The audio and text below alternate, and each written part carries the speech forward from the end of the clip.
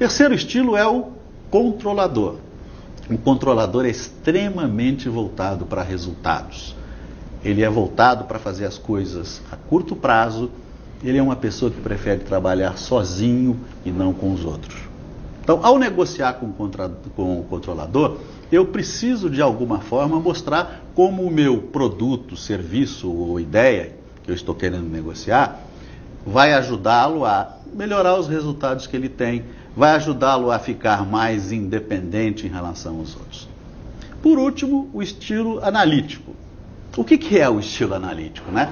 O estilo analítico é alguma coisa, alguma pessoa que tem como características a necessidade de muito detalhamento, a necessidade de ter as coisas por escrito e a necessidade de ter tudo muito garantido. Isso é, o analítico não gosta de correr nenhum tipo de risco. Ao argumentar com ele, nós também temos que salientar: fulano, o que eu estou te propondo vai minimizar seus riscos. Fulano, o que eu estou te propondo tem a garantia A, B e C. Então, na verdade, a compreensão dos estilos de negociadores significa uma parte importante da estratégia que o negociador usa para influenciar a outra parte. Deixa eu ver se eu consigo pensar num exemplo. Se eu, por exemplo, fosse vendedor de uma imobiliária, e eu tenho lá um apartamento para vender. Sim. Chega um cliente e eu, então, analisando numa conversa, concluo que ele tem características do perfil analítico. Eu sei que essa conclusão é um pouco mais complexa, existem modelos para que se possa fazer esse tipo de análise. Eu estou simplificando o meu exemplo. Mas eu tenho na minha frente um analítico. O que eu devo valorizar deste apartamento para o analítico? A planta do apartamento, que está contemplando toda a instalação elétrica, a instalação hidráulica, ele não corre o risco de furar o cano da coluna central de água, o contrato que está absolutamente de acordo com toda a legislação, todos aqueles detalhes que este analítico costuma valorizar na hora que negocia. Se eu tenho na minha frente um comprador que é controlador, eu vou falar para ele sobre os possíveis resultados advindos da compra daquele apartamento. Que ele vai estar fazendo um excelente investimento, que é um apartamento cuja liquidez é muito alta, que a forma de compra do apartamento é extremamente interessante e atraente face aos preços de mercado e assim por diante. Vou falar de resultados com o controlador. Se eu estou na frente de um apoiador, que é uma pessoa, como você explicou, voltada para relacionamento, o que eu vou valorizar no apartamento são as áreas comuns do apartamento, o espaço da churrasqueira, onde ele pode reunir os amigos, a ampla sala de estar, onde ele pode trazer seus convidados para conversar.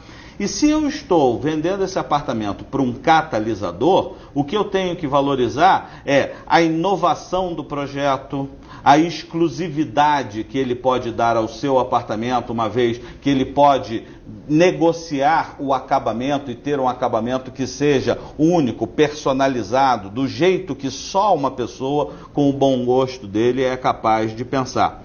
Essa é a ideia. Mas vale a pena mencionar, Viliana, duas características complementares do estilo. A primeira característica é: o estilo lida com o comportamento de pessoas. Portanto, o estilo é uma referência no processo de negociação e não alguma coisa que deve ser tomada como um enquadramento da pessoa. Então, o estilo, ele nos ajuda a customizar a negociação. E o segundo ponto é: o estilo não muda. E não há nenhum estilo melhor que o outro. O que existe é a nossa habilidade de lidar, de negociar, tendo em mente as características de cada um dos estilos. E eu acho que tem uma questão aí também importante, que é o seguinte: muitas pessoas, quando estudam os estilos de negociadores, começam a colar na testa dos outros rótulos. Eis aqui um catalisador e com ele eu tenho que fazer isso, eis aqui um apoiador e com ele eu tenho que fazer isso, eis aqui um analítico eu tenho que fazer isso e assim por diante. Na verdade, o comportamento das pessoas, ele pode de alguma forma ser parametrizado, ele pode ser quase que definido, mas de uma forma tênue. Eu não posso dizer que todo catalisador age da mesma forma, que todo analítico age da mesma forma, e assim sucessivamente. E linkando isso ao nosso assunto anterior, a questão da flexibilidade, você acabou de dizer que o estilo não muda, mas uma pessoa menos flexível pode, com o tempo, se tornar mais flexível. Sim.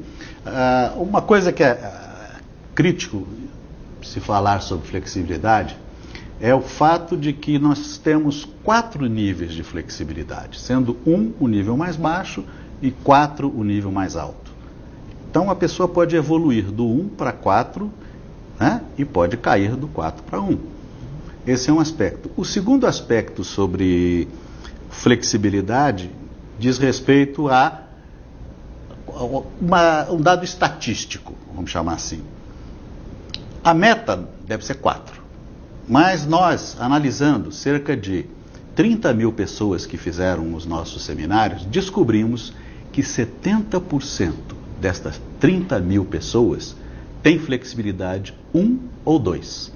Isso significa que, numa sociedade em que o grau de mudança e a velocidade de mudança é muito grande, ter flexibilidade 1 ou 2 é andar na contramão do contexto. Então, respondendo a sua pergunta, a flexibilidade muda, né? E ela tem que cada vez mais tender para 4 para poder fazer face à velocidade e quantidade de mudanças. Agora, veja, esse aspecto, o aspecto comportamental, é uma das dimensões que eu devo analisar na hora em que estou montando a minha estratégia para negociar. Mas eu me lembro que no seu livro você faz uma ênfase, dá uma ênfase muito grande à questão do conhecimento do negócio. Até que ponto conhecer aquilo que está sendo negociado faz com que a negociação penda a favor de um lado ou do outro na negociação?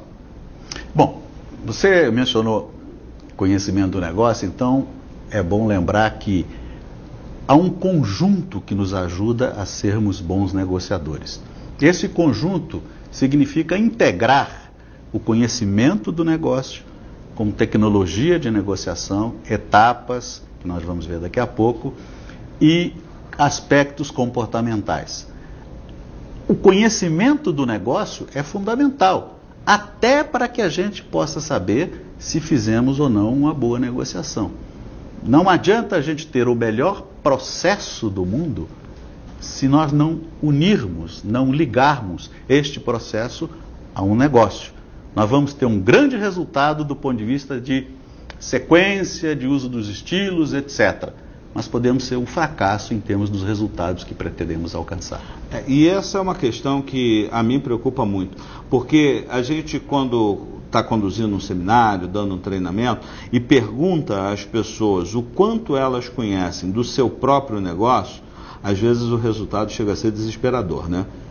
Eu chego a pensar o seguinte: como é que pode uma pessoa estar negociando alguma coisa que desconhece tão profundamente? Quando deveria ser o contrário, né? Ela deveria conhecer profundamente. Mas você falou uma coisa também que me parece muito importante, que é os aspectos comportamentais, essa questão dos estilos e tal. Isso a gente discutiu e eu acho que conseguimos sintetizar essa ideia de forma clara. A importância do conhecimento do negócio você acabou de descrever agora. E a tecnologia? Como entra a questão da tecnologia da negociação dentro de todo o esforço que o negociador tem que fazer para se tornar mais competente nesse século XXI? Da mesma maneira que você mencionou, por exemplo, que é muito importante conhecer o negócio, é também tão importante quanto isso conhecer a tecnologia. As pessoas às vezes falham porque ou conhecem muito bem o negócio, ou conhecem muito bem a tecnologia, ou conhecem muito bem os aspectos comportamentais. O lado mais importante da tecnologia é nós procurarmos seguir uma sequência lógica quando nós negociamos. Essa sequência pode ter várias maneiras de ser desenvolvida, vários tipos, mas vamos aqui escolher uma tipologia específica.